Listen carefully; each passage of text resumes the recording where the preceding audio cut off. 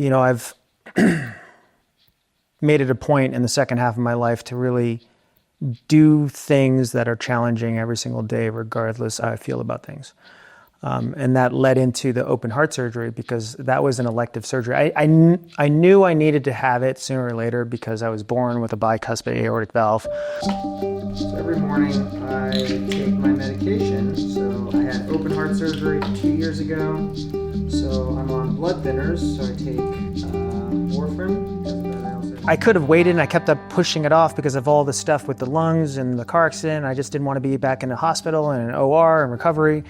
And then I got to a point where my valve was failing and I just said, look, that I need to lean into this and this is going to be fucking scary. I knew I needed to have it sooner or later because I was born with a bicuspid aortic valve, which is one of the most common heart defects. You can live with one lung. You only have one heart. So that was frightening for me. But I leaned into it and I said, if anything, I can only grow from making this challenging choice to do this now. So the main reason was there was atrophy in my valve. It was failing. But the main reason was to really lean into what I always preach to my clients. Choose the more challenging choice. Doing that surgery was a challenging choice for me. The idea of them cracking my sternum, the idea of them putting metal plates into my sternum, the idea of them replacing my entire valve with a mechanical valve, the complications that may come with that. I came out of surgery with a partially collapsed lung and kidney failure, so it wasn't a cakewalk, but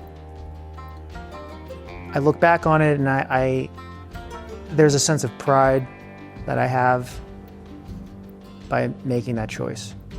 It solidified the fact that I can endure a lot. Human beings can endure a lot. That's how we were designed. But I think those surgeries and doing those things really solidified the fact that, yes, I'm as resilient as I believe I am, and I have the proof. Going through that heart surgery made me realize, all right, like, I'm a bad motherfucker and I can do anything.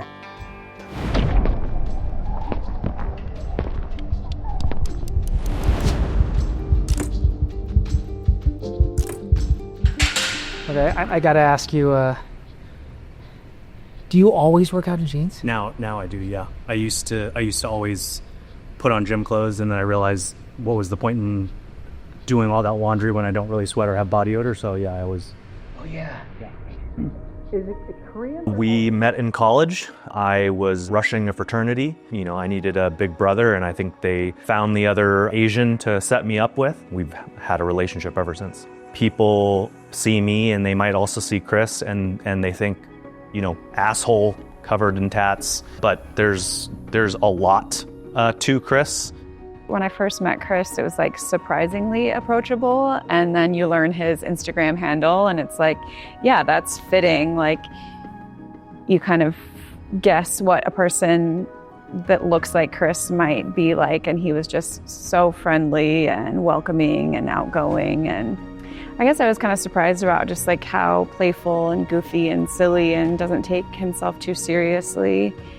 He handles what he needs to, but has fun along the way and balances everything. Well, I had reached out to Chris because I wanted help training and just building the physique that I was hoping for, and somebody had recommended me to him, and I saw that he had the look that I was going for, so I reached out right off the bat. He was personable and easy to talk to and work with. Didn't feel like there was like an ego or anything to overcome or anything like that. It was just, I don't know, it felt really natural. No matter what challenge there was, what difficulties he was going through, I really liked the fact that he naturally was always looking at the flip side of it, like what you can get out of learning from this. He's sort of like that rock, like somebody that I can turn to that talk to about whatever challenges I've got. For me, I've seen more of I would probably call it more of the emotional growth and connection has probably been the biggest difference. The longer we've known each other, the more we've been able to share our experiences. I mean, he's pretty open anyway on social media about like difficult things too. Like it's not always just, sunshine and roses, but like he does share some of those difficult things. And I think that I've seen more and more of that as we've gotten to know each other closer. Everything you do adds up to who you are in the end, and just because it might be a little moment doesn't mean it's an exception, but it should be counted towards the end goal, that everything is working towards that goal that you have in mind, that you can't sidestep. He's a very deep person. He's obviously had a lot of impactful traumatic experiences, and you don't go through that and come out the same. That's why this brand makes sense. It's simple, it works, it's basic as fuck. What were your first thoughts when you read the name? Oh, I loved it because it's just, Did it make it's you funny. laugh? Yes, it's exactly, because it's simple, it's funny, and it's actually true. Real food first, but supplementation can be wildly helpful. So if you don't go into your second half of life with more skeletal muscle mass, your lifespan will just statistically be shorter. That's just a fact. Secondly, getting enough protein, dietary protein in is very challenging. And I am always going to promote real whole foods. That is your first line of defense. That's what you need to be focusing on. But for a lot of women that I work with, eating enough protein is challenging. So that's where I think supplementation is a positive thing. It shouldn't be your plan A, but let's get as much real whole foods we can in, and then if you need to supplement with protein, that's what we need to do. Time is finite. It's a resource we don't get back. If you don't have your health, you don't have anything at all. I didn't need to be invincible anymore. I just needed to focus on what truly mattered. Sticking to the facts truly made me realize that every second counts.